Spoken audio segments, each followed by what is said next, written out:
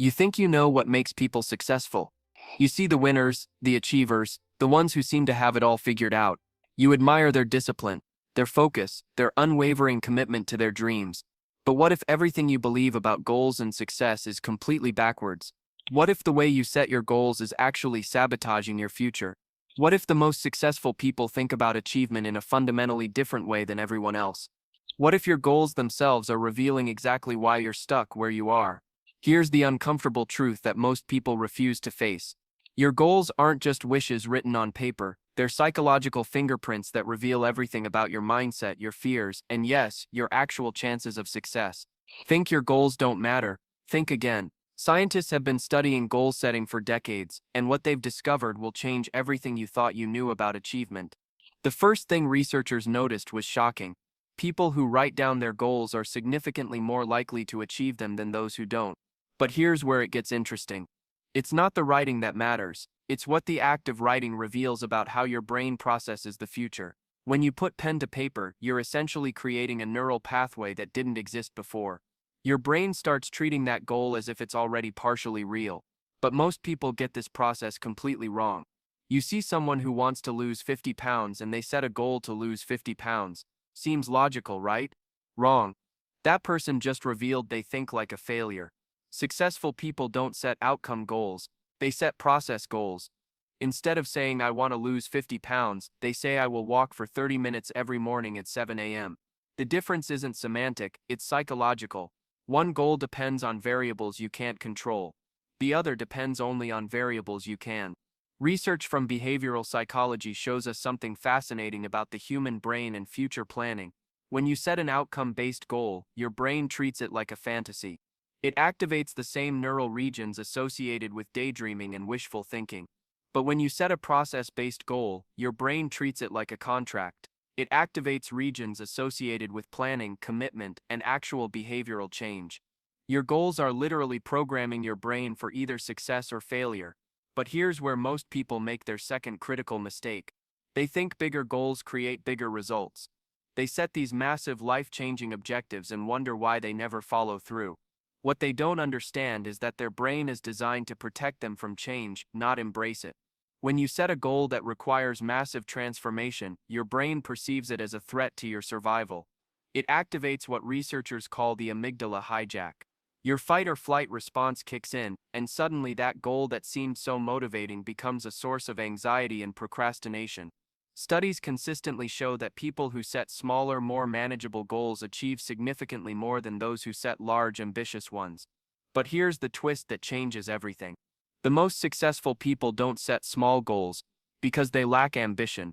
They set small goals because they understand how their brain works. They know that success isn't about making one giant leap, it's about making thousands of tiny steps in the right direction. Every small goal you achieve creates a neurochemical reward that makes the next goal easier to accomplish. Think about the last time you achieved something significant. Did you wake up one morning and suddenly become successful? Or did you slowly build habits and systems that eventually led to that achievement? If you're honest, you'll realize that every major accomplishment in your life was actually the result of countless small actions taken consistently over time. This is what researchers call the compound effect, and it's the secret weapon of every truly successful person. Your goals also reveal something else about your psychology that most people never consider. They show whether you have what psychologists call an internal or external locus of control. People with an internal locus of control believe they can influence their outcomes through their actions. People with an external locus of control believe their outcomes are determined by luck, other people, or circumstances beyond their control. Guess which group is more likely to achieve their goals? When you set a goal like I want to be discovered by a talent agent, you're revealing an external locus of control. You're placing your success in someone else's hands. But when you set a goal like I will create and share one piece of content every day for the next year, you're revealing an internal locus of control. You're taking responsibility for your own success. The difference between these two approaches isn't just psychological. It's predictive of your actual future achievements. Research from cognitive psychology reveals another fascinating pattern about goals and success. People who achieve their long-term objectives share one specific trait. They think in systems, not in events. Most people set event-based goals. I want to run a marathon. I want to write a book. I want to start a business. But successful people set system-based goals. I want to become the type of person who runs regularly. I want to become the type of person who writes every day. I want to become the type of person who solves problems for others. The difference might seem subtle, but it's revolutionary. Event-based goals have an endpoint. Once you run the marathon, the goal is complete, and most people stop running. But system-based goals have no endpoint. They become part of your identity. When running becomes part of who you are, rather than something you do, you'll keep running long after any specific race is over. Your identity drives your behavior, and your behavior determines your results. This brings us to perhaps the most important revelation about goals and achievement. The most successful people don't just set different types of goals. They have a completely different relationship with failure. Most people see failure as evidence that their goal was wrong or that they're not capable of achieving it. But successful people see failure as data. They adjust their approach, not their destination. Studies from performance psychology show that people who view failure as learning opportunities are significantly more likely to achieve their long-term objectives than those who view failure as personal shortcomings. When you miss a workout, do you tell yourself you're lazy and give up on your fitness goals? Or do you ask yourself what circumstances led to missing the workout and how you can prevent those circumstances in the future? Your answer to that question reveals everything about your future success. People who achieve significant goals don't have more willpower or discipline than everyone else. They have better systems for dealing with inevitable setbacks. They plan for failure, expect obstacles, and have predetermined responses for when things don't go according to plan. But here's what might be the most uncomfortable truth about goals and achievement. Most people don't actually want to achieve their goals. They want to achieve their goals. There's a massive difference between these two desires, and your brain knows which one is real. When you say you want to lose weight, but you haven't changed your eating habits in 6 months, you don't actually want to lose weight. You want to lose weight. Your goal is really a wish in disguise. Real goals require sacrifice. They require giving up things you currently enjoy in order to get things you say you want more. Most people aren't willing to make that trade, and their lack of progress reflects their lack of genuine commitment. This isn't a character flaw, it's a priority revelation. Your actions always reveal your true priorities regardless of what you say your goals are. Neuroscience research shows us that genuine goals activate different brain regions than wishful goals. When you're truly committed to achieving something, your brain increases activity in the prefrontal cortex, the area responsible for planning and self-control. But when you're just fantasizing about achievement, your brain increases activity in the default mode network, the area associated with mind-wandering and self-referential thinking. The practical implication of this research is profound. You can literally measure how serious you are about a goal by observing your own behavior. If you're not taking consistent action toward your stated objective, you've discovered something important about yourself. You either don't actually want what you think you want, or you want something else more. This leads us to a crucial insight about goal setting that most people completely miss. The most important question isn't what do I want to achieve? The most important question is what am I willing to suffer for?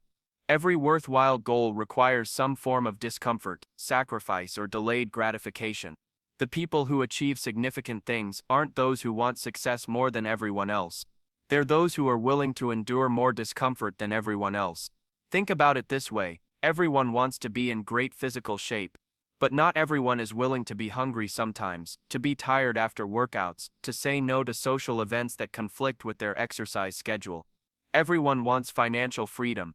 But not everyone is willing to live below their means, to learn new skills, to work when they don't feel like it. Your goals don't determine your future.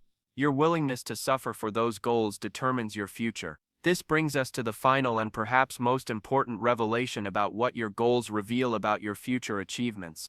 The most successful people don't focus on achieving their goals. They focus on becoming the type of person who would naturally achieve those goals. This might sound like semantic gymnastics, but it's actually a fundamental shift in thinking that changes everything. When you focus on achieving a goal, you're focused on changing your results. But results are lag measures. They tell you what happened, not what's happening. When you focus on becoming the type of person who would achieve that goal, you're focused on changing your process. Process is a lead measure. It tells you what's happening right now and predicts what will happen in the future. Someone who wants to become a successful entrepreneur doesn't just set a goal to start a business, they become the type of person who solves problems, who takes calculated risks, who learns from feedback, who persists through setbacks. The business becomes a natural expression of who they are, not something they're trying to force themselves to do. Meta-analysis of achievement research consistently shows that identity-based goals are significantly more effective than outcome-based goals. When your goal is to lose 20 pounds, you're fighting against your current identity. But when your goal is to become a healthy person, losing 20 pounds becomes just one expression of who you are. The weight loss becomes inevitable because it aligns with your identity rather than conflicts with it. This is why your goals reveal so much about your future achievements. They show whether you're thinking like someone who gets results or someone who gets stuck. They reveal whether you understand how change actually happens or whether you're relying on motivation and willpower. They demonstrate whether you're willing to do what success requires or whether you're hoping success will somehow require less than it actually does. The uncomfortable truth is that most people set goals that reveal they don't understand how achievement works. They set outcome goals instead of process goals. They set big goals instead of manageable goals. They set external goals instead of internal goals. They set event goals instead of system goals. And then they wonder why they're not making progress. But here's the encouraging news. Once you understand what your goals reveal about your psychology, you can change your approach. You can start setting goals that actually increase your chances of success instead of sabotaging them. You can align your goal setting with how your brain actually works instead of fighting against it. Remember that time you achieved something you thought was impossible. Look back at how it actually happened. You probably didn't achieve it through one massive effort. You probably built systems and habits that made the achievement inevitable. You became the type of person who could accomplish that thing, and then accomplishing it became natural. That's the secret successful people understand. Achievement isn't about forcing yourself to do things that go against your nature. It's about changing your nature so that successful behaviors become automatic.